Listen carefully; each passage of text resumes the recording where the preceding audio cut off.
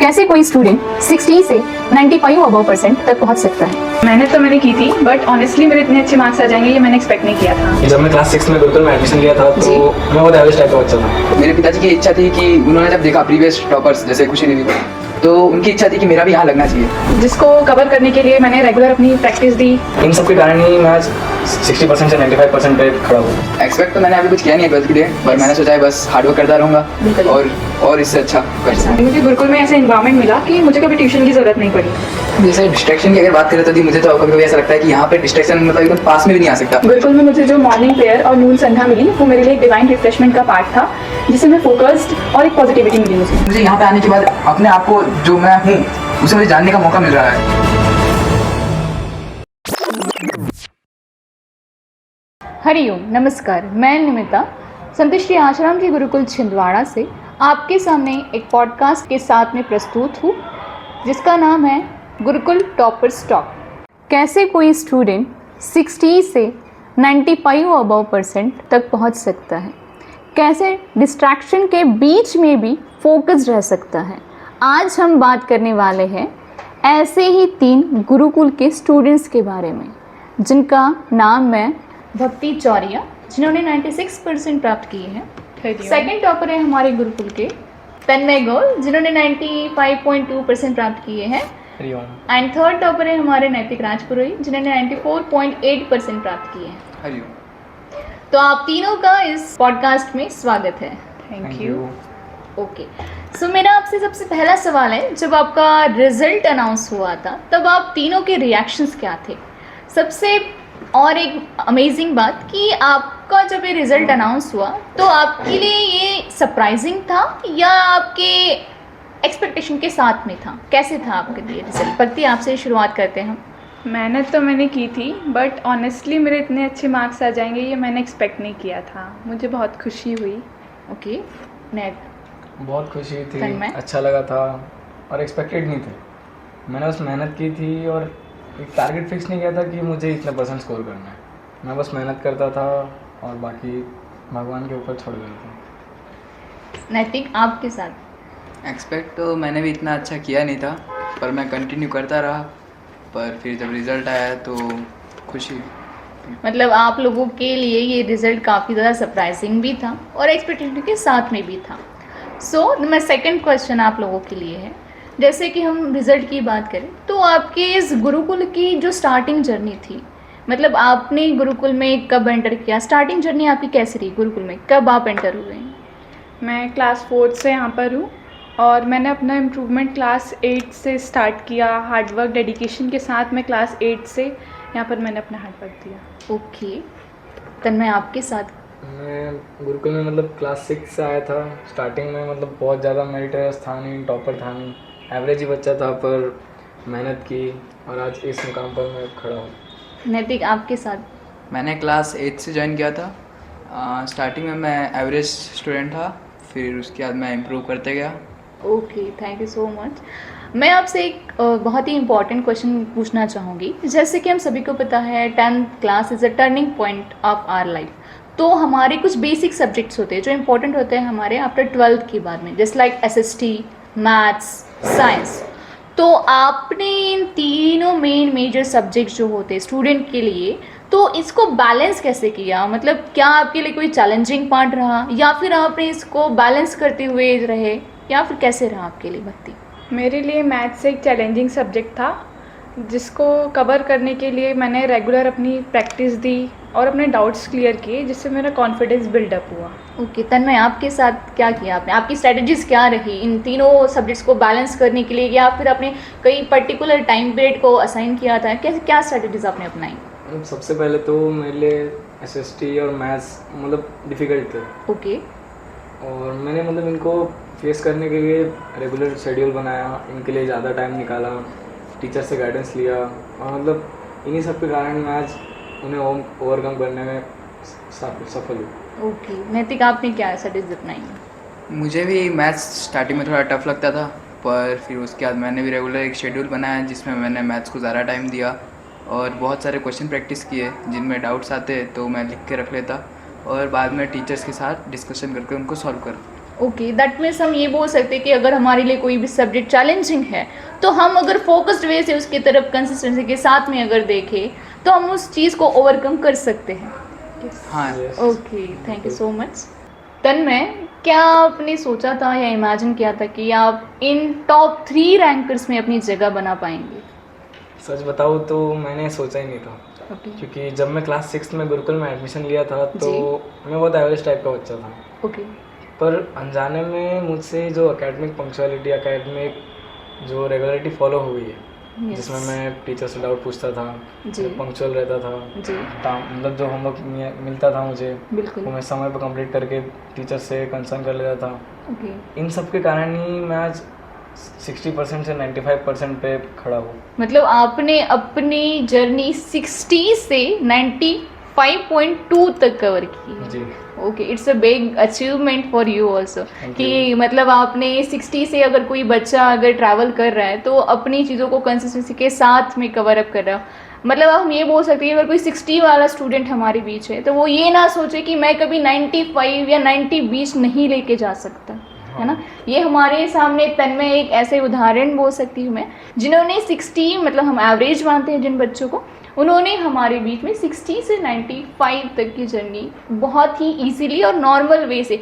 क्या आपने कोई ज़्यादा एफर्ट किए थे इसमें? ऐसा आपको लगता है कि मैंने बहुत ही ज़्यादा एफर्ट करना लगा या 95 तक बहुत सोचना, ऐसा कुछ रहा आपके इसमें? नहीं, ऐसा तो नहीं था कि मैंने बहुत ज़्यादा मेहनत की है या हर समय में पढ़ता ही रहा, ऐसे कोई बात नहीं है। मतलब आप बस जो टीचर्स देते थे उस रेगुलर बेस में आप उस चीज़ को करते थे? हाँ, जो टीचर्स देते थे मैं वो रेगुलर करता था और बस खुद से थोड़ी मेहनत की, बाकी तो मतलब होते गए आपसे हाँ। कंसिस्टेंसी के साथ में वो चीज़ें आपको कैरी फॉरवर्ड होती रही और आपने इस बिग अचीवमेंट को और 3 रैंकर्स के बीच में आज आप अपनी एक जगह बना पाए। Yes. ओके, नैतिक आपके साथ में कैसा रहा ये? मतलब आप भी कहीं ना कहीं इस टॉपर लिस्ट में सोच पा रहे थे अपने आप को, या कहीं इमेजिनेशन में था कि काश मैं भी यहाँ पे आता? जैसे हम देखते हैं अगर देखा जाए तो टॉपर्स की एक लिस्ट होती है जिनका पोस्टर्स लगते हैं, बैनर्स लगते हैं, तो हमारी इमेजिनेशन में था कि काश मेरा भी यहाँ पे कहीं पिक्चर हो। तो क्या आपने ऐसा कभी सोचा था?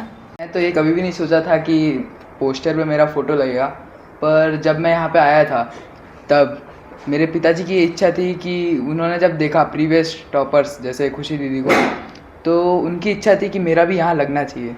अच्छा, पर मैंने उस समय अपने मन में ये बात रख ली थी, पर मैंने कभी उनसे ये बात जाहिर नहीं की कि मैं भी कभी इस टॉपर लिस्ट में आऊँगा। आपने हाँ। अश्योरिटी नहीं दिखाया अपने पेरेंट्स को कभी? पर आज मैं देख पा रहा हूँ कि मैं भी कहीं वही। तो कभी आपने अपने पेरेंट्स को ऐसा कि अभी पूछा, या जैसे 10th में थे तो आपके पेरेंट्स ने कभी पूछा कि भाई तुम कितना % लाओगे, ऐसे कभी पूछा आपसे सवाल की, या फिर कुछ नहीं, मतलब माइलस्टोन उन्होंने बना कभी के रखा? ऐसे पूछा नहीं था उन्होंने, पर उनको भी लगता था कि हाँ अच्छा कर लेगा, क्योंकि टीचर्स से बात होती थी। Yes. तो टीचर्स के बीच में भी तब तक तो अच्छी इमेज बन रखी थी मेरी, हाँ हाँ। तो उनको भी पता था कहीं ना कहीं ये कर सकता है। ओके, सो जैसे कि मैंने आपने तीनों से पूछा, आपकी कहीं ना कहीं एक्सपेक्टेशन बोलो, या फिर आपका एक माइलस्टोन था कि हमने इतना अचीव कर पाएंगे, या फिर आपकी एक कंसिस्टेंसी जो थी जो आपको यहाँ तक ले आई। तो मेरा आपसे एक सवाल है, ये जो कंसिस्टेंसी आपकी 10th बोर्ड में थी, क्या आप 12th बोर्ड के लिए आप क्या एक्सपेक्टेशन रखना चाहेंगे? कितना % आप चाहते कि आप इससे भी हाई हो, या क्या रखना चाहेंगे, क्या स्ट्रेटेजीज अपनाएंगे आप? मैं चाहती हूँ कि मैं ये कंसिस्टेंसी 12th में भी मेंटेन रखूँ, और जैसे मैंने 10th में 95+ अचीव किया है, मैं 12th में भी ऐसे ही टारगेट रखूँगी कि मैं और अच्छा अचीव करूँ। बिल्कुल। तन्मय, आप? जितने अभी आए हैं उससे मतलब ज़्यादा ही आप एक्सपेक्ट करना चाहिए। बिल्कुल, ऑफ कोर्स कि अगर देखो, अगर हमने कोई एक्सपेक्टेशन नहीं रखी थी और हम अगर रेगुलरिटी को अडॉप्ट करते हुए यहाँ तक पहुँचे, तो शायद अगर आज हम एक अटेंटिव मोड से अगर हम अभी 11th-12th को करेंगे तो शायद हम इससे भी ज़्यादा कर पाएँ। Of course. नैतिक, आप?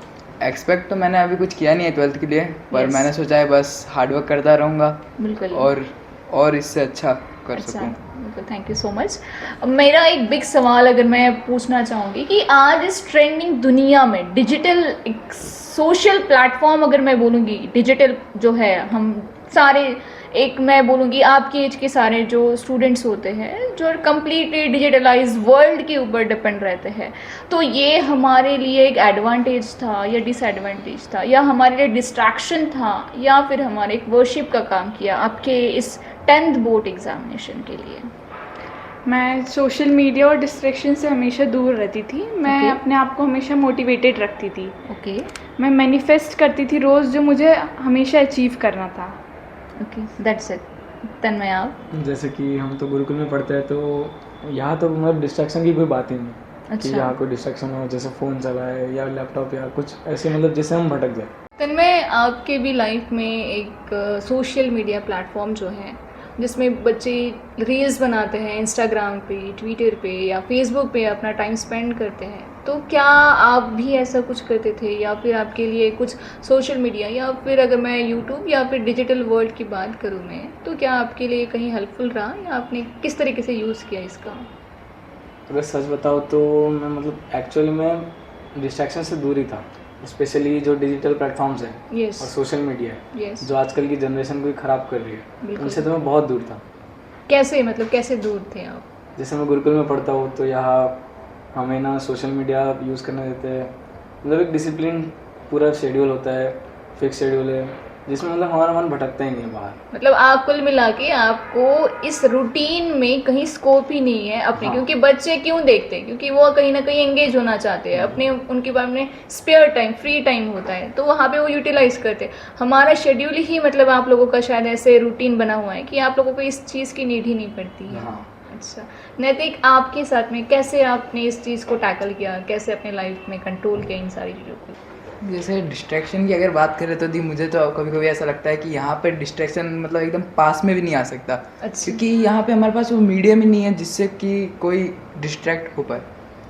तो जैसे कि आपने तन्मय ने बताया अभी कि यहाँ पे एक फिक्स शेड्यूल है जिसके कारण जो हमारा माइंड है वो हर समय इंगेज होता है, और अगर हमें स्टडी के लिए लगता भी है यस, तो वो हम इशू कर सकते हैं, और उसका भी एक फिक्स टाइम होता है। और उसके बाद भी जो हमारे वार्डन्स होते हैं वो हमसे डायरेक्ट क्वेश्चन करते हैं उस टॉपिक के ऊपर जिस टॉपिक के ऊपर हमने वीडियोस सही है, देखी। ताकि एक आपके ऊपर पैरेंटल कंट्रोल रहे कि भई आपने कितने हाँ। टाइम तक अगर कोई क्वेश्चन देखा है, तो उस चीज़ से आप टीचर्स जो भी आपके मेंटोर होते होंगे उनको पता चलता होगा कि आपने सच में पढ़ाई की या नहीं की है। हाँ, हमें जो डिवाइसेस दिए जाते थे Yes. उसमें भी कुछ ऐसी एप्लीकेशंस का यूज़ किया जाता था जिससे कि हम जो भी देख रहे हैं, जो हमारा स्क्रीन है, वो डायरेक्ट वार्डन देख सकते हैं कि क्या बच्चे ने पढ़ा है क्या नहीं है। ऐसे में क्या है कि हम पढ़ाई का ही देखते थे और कहीं और देखते ही नहीं थे, क्योंकि हमें ऑलरेडी पता था कि हमको एक सुपरवाइज करने वाला कोई है। बिल्कुल बिल्कुल, तो ये सारी चीज़ें आपके लिए काफ़ी ज़्यादा हेल्पफुल रही है। तो और एक चीज़ मैं आपसे पूछना चाहूँगी, क्योंकि 10th होता है तो सभी के पेरेंट्स ये चाहते हैं कि हम कहीं ट्यूशन मतलब स्टडी सपोर्ट के लिए हम कहीं ट्यूशन्स लगाएं या फिर कोचिंग लगाएं, बाहर ऑनलाइन क्लास ज्वाइन कर ले। तो क्या आपके इसमें ऐसा कुछ शेड्यूल में था, कहीं आप ट्यूशन्स या किसी और के इसमें डिपेंड थे, या फिर आपने कैसे किया? नहीं, मुझे गुरुकुल में ऐसा इन्वायरमेंट मिला कि मुझे कभी ट्यूशन की ज़रूरत नहीं पड़ी। मैं डायरेक्ट अपने डाउट्स जो होते थे टीचर्स से कंसल्ट करती थी। मेरे टीचर्स बहुत सपोर्टिव थे मेरे लिए, मतलब वो गाइडलाइंस देते थे, उसमें हो जाता था। तन्मय, आपने कैसे, क्योंकि भक्ति अगर मैं कहूँगी आप तो एक डे स्कॉलर है और आप एक हॉस्टलर्स हैं, तो फिर आपने इस चीज़ को कैसे किया? जैसे कि जो हमारा सेल्फ स्टडी का टाइम होता था, उस टाइम जो हमें टीचर्स पढ़ाते हैं वो हमारे डाउट क्लियर करने के लिए आ जाते थे, हमें Okay. सपोर्ट करने, मतलब हमारे जो भी डाउट्स होते थे, अगर हमें कुछ कॉन्सेप्ट क्लियर करना है तो हमारे सब मतलब हेल्प करते थे उस चीज़ में। तो मतलब ट्यूशन मतलब आपको academy कुल वगैरह की मिला ज़रूरत के पड़ी नहीं। कहीं ऑनलाइन या कहीं कोचिंग का कोई आवश्यकता ही नहीं पड़ी, आवश्यकता कोई पड़ी नहीं। मतलब जो आपके रूटीन में था उसी से आपने हाँ। जो एक सक्सेस हासिल किया है वो एक रूटीन फॉलो बेस में ही था। नैतिक, आपने कुछ अलग या फिर आपके साथ में भी ऐसे ही कुछ? जी, मेरे साथ भी ऐसा ही रहा है कि हर समय हमें टीचर्स अवेलेबल रहते थे, चाहे सेल्फ स्टडी का टाइम हो चाहे स्कूल का टाइम। तो कभी भी डाउट आते तो हम बस लिख के रख लेते, और जब टीचर्स से कांटेक्ट होता डायरेक्ट यस, तो उनसे पूछ लेते, तो जिसके कारण हमारा जो सॉल्यूशन है उसी समय हमें मिल जाता, हमारे मन में कुछ रहता ही नहीं रहता ही doubt। नहीं था। मतलब आपके सारे डाउट्स, सारे क्वेरीज ड्यूरिंग स्कूल टाइम और सारा का सारा स्कूल बेस्ड मटेरियल के ऊपर था। आपने कुछ एक्स्ट्रा की जो डिमांडिंग आजकल के स्टूडेंट करते हैं कि कोचिंग से ही शायद हायर परसेंट आते हैं, ऐसा कुछ जो मिथ बना हुआ है कि अगर ट्यूशन लगाने से ही हायर परसेंट होते हैं, उस मिथ को आज आपने ब्रेक कर दिया है इस, अगर आप रूटीन को ये फॉलो करते थे। Is this okay? Yes. Okay, तो मेरा आपसे यही सवाल है कि जैसे हम स्टडीज़ करते हैं, बच्चे स्टडी करते हैं तो वो प्रेशर फील करते हैं कि होगा कि नहीं होगा, या फिर हमसे पेरेंट्स एक्सपेक्ट करते हैं, तो हम एक प्रेशराइज होते हैं फैमिली से बोलो या फिर फ्रेंड सर्कल से, तो क्या आपने ये चीज़ फील किया? हाँ, जब भी मैं स्ट्रेस्ड रहती थी मैं बहुत सारी प्रैक्टिसेस फॉलो करती थी, जैसे जप, प्राणायाम, जिससे मेरा माइंड काम होता था और मैं फोकस्ड रहती थी। मतलब आपने ये स्ट्रेटजी अपनाई अपने आप को कूल करने के लिए, बैलेंस करने के लिए, फोकस आउट करने के लिए। भक्ति, मैं आपसे ये पूछना चाहूँगी कि जैसे गुरुकुल जिसमें आप पढ़ते अध्ययन करते हैं, गुरुकुल एक वर्ड अपने आप में एक स्पिरिचुअलिटी को कनेक्ट करता है, स्पिरिचुअल एक एंगल बोल सकते हैं हम इसको। तो क्या गुरुकुल की जो डेली रूटीन जो चीज़ें थी, क्या आपको हेल्प करती थी इन स्टडीज़ में, या आपके अचीवमेंट कहीं ना कहीं इसने बहुत ज़्यादा रोल प्ले किया है? गुरुकुल में मुझे जो मॉर्निंग प्रेयर और नून संध्या मिली वो मेरे लिए एक डिवाइन रिफ्रेशमेंट का पार्ट था, जिससे मैं फोकस्ड और एक पॉजिटिविटी मिली मुझे। ओके, मतलब एक संध्या आपके लिए बहुत ही ज़्यादा इम्पैक्टफुल रहा है आपकी इस जर्नी में, जो आपके गुरुकुल के रूटीन में कहीं ना कहीं प्रेयर के माध्यम से या संध्या के माध्यम से स्टूडेंट को एक पीसफुलनेस दिया जाता था। ओके, मैं आपसे एक लास्ट क्वेश्चन पूछना चाहूँगी भक्ति, कि आप मेरे ऐसा क्या सक्सेस मंत्र रहा है इस जर्नी का जो हमारे बाकी स्टूडेंट्स को बताना चाहेंगे? मैं सभी को बताना चाहूँगी कि मेरा एक सक्सेस मंत्र था, एक तो कांस्टेंट रिवीजन और कंसिस्टेंसी। मतलब आप इन दो चीज़ों के साथ में आप इस अचीवमेंट तक पहुंच पाए हैं। जी। Okay, thank you so much Bhakti, जो आपने हमारे बच्चों को इस तरीके से गाइडलाइन दी कि सक्सेस मंत्र जो हमारे बच्चे, आने वाले जो बच्चे हैं, आपके इस मोटिवेशन के साथ में, आपकी इस पूरी जर्नी के जो एक रहा है, एनालिसिस रहा है, इसको कहीं ना कहीं अपने लाइफ में इम्प्लीमेंट करके अपने गोल तक पहुंच पाएंगे। थैंक यू सो मच भक्ति वंस अगेन। तन्मय, जैसे कि भक्ति ने कहा कि गुरुकुल उसके लिए काफ़ी ज़्यादा अपने आप में संध्या और वो सारी चीज़ स्पिरिचुअलिटी एंगल वाला अगर मैं बात करूँ तो उसके लिए काफ़ी ज़्यादा हेल्पफुल रहा है। तो क्या तन्मय आपके लिए भी सेम था स्पिरिचुअल एंगल को लेकर मैं बात करना चाहूँ आपसे? तो हाँ, मैं पहले से ही बापू जी से जुड़ा हुआ था, साधक फैमिली से बिलोंग करता हूँ मैं। तो बचपन से मतलब मैं सत्संग में जाता हूँ, बापू जी जो जो प्रैक्टिस बताते हैं मैं बचपन से वो करते आया हूँ, तो मेरे मतलब पहले से फैमिलियर था मैं इन सबसे। मतलब आप साधक फैमिली से बिलोंग थे बचपन से ही, तो ये सारी चीज़ें आपको यहाँ तक की जर्नी के लिए मतलब कहीं ना कहीं इम्पैक्टफुल बहुत रही इम्पैक्टफुल है, रही है, मतलब हेल्पफुल रही है आपकी फैमिली बैकग्राउंड। और मुझे बताइए कि जैसे कि स्कूल में आपकी संध्या जो टाइम है ये 20 to 30 मिनट्स की अगर यहाँ पे है, तो वैसे अगर हॉस्टल की बात करूँ वहाँ पे तो आपकी संध्या काफ़ी शायद लॉन्ग टर्म तक या फिर 1 आवर कितनी आवर्स की रहती थी? 1 से 1.5 घंटे की लगती है। 1 से 1.5 घंटे की रहती थी। तो क्या ये आपको कभी ऐसा नहीं लगा कि ये आपका टाइम वेस्टिंग पार्ट है, या फिर ऐसा कभी नहीं लगा कि ये इससे अच्छा मैं पढ़ाई कर लेता और मैं शायद स्कोर कर पाता हूँ? क्या लगता था आपको उस समय? ऐसा तो नहीं लगा, क्योंकि बचपन से मैं फैमिलियर था और यहाँ पर आकर वो चीज़ें और इन्हांस हुई और इंचांट हुई, तो ये सब चीज़ें मतलब कुल मिला के मुझे हेल्प कर रही थी। मतलब आपको कहीं ये नहीं लगा कि अगर मैं ऐसा करता तो मेरा स्कोर और बढ़ता? मतलब आपके लिए ये चीज़ें पैरेलल में थी, जैसे लोग स्टडी करते हैं वैसे ही साधना या जो भी आप वहाँ पे प्रैक्टिसेस करते थे वो आपके लिए पैरेलल होने के कारण से आप बैलेंस कर पाए इन चीज़ों को, मतलब हेल्पफुल रही? बहुत हेल्पफुल रही। ओके, नैतिक, क्या आप भी साधक फैमिली से बिलोंग करते हैं या फिर आपका कैसा है? नहीं, वैसे मेरे पेरेंट्स साधक नहीं है और मैं यहाँ आने से पहले किसी भी एंगल से बापूजी से जुड़ा हुआ बिल्कुल नहीं था। ओके।